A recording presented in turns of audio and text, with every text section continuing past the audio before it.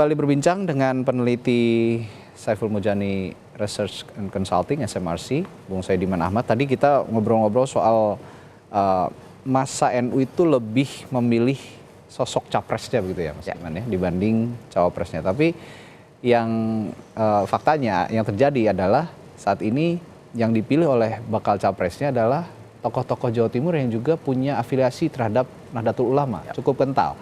Nah, kenapa mereka memasangkan diri dengan orang-orang NU ini, sedangkan yang dipilih kan sosok capresnya begitu? Ya, benar. Saya kira gini, walaupun yang dipilih capres, tetapi juga ada fakta yang menarik dari tiga calon sekarang itu sangat kompetitif. Tidak ada satupun calon ini yang dominan, lebih dari 50% dukungannya. Jadi sangat kompetitif karena itu perubahan sesedikit apapun itu sebenarnya maknanya besar. Nah, saya kira alasannya agak berbeda mungkin ya. Kepada Anies Baswedan memilih berpasangan dengan Muhaimin Iskandar, saya kira kita juga bisa melihatnya dalam konteks misalnya ketika itu bahwa di survei-survei ada stagnasi dukungan pada Anies Baswedan ketika itu, bahkan relatif dalam beberapa waktu itu mengalami pelemahan. Karena itu saya kira memilih Muhaimin Iskandar mungkin saya melihatnya ini sebagai ikhtiar politik yang mungkin dilakukan oleh Anies Baswedan untuk keluar dari persoalan elektabilitas pada awal September itu ya.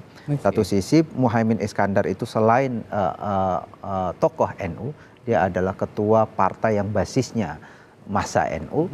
Saya kira diharapkan di sana kemudian massa ini bisa masuk, karena sebelumnya Anies Baswedan cukup lemah di basis massa NU juga Jawa Timur. Yang kedua, dengan menggandeng Muhaimin Iskandar, dia adalah tokoh partai yang merupakan pendukung pemerintah. Mungkin juga Anies Baswedan mengharapkan dukungan dari massa pendukung atau yang memiliki tingkat kepuasan terhadap kinerja pemerintah, yang sebelumnya juga sangat lemah.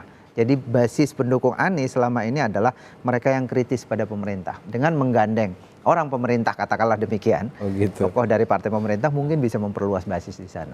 Oke, nah itu dari untuk pasangan Anies Muhaimin. Bagaimana dengan pasangan Ganjar Mahfud?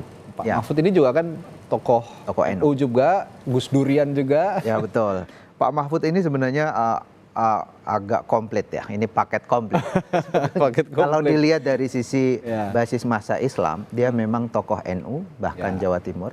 Tetapi pada saat yang sama, NU ini biasanya dalam terminologi studi mengenai masyarakat muslim itu biasa masuk dalam kelompok Islam tradisionalis. Tetapi Pak Mahfud ini juga mantan ketua Korps Alumni HMI. Organisasi Islam, mahasiswa Islam terbesar di Indonesia, dan afiliasinya itu atau biasa lebih disebut sebagai organisasi Islam modernis. Jadi pada diri Mahfud MD ada Islam tradisionalis dan modernis. Aktif di KAHMI juga ya. KAHMI.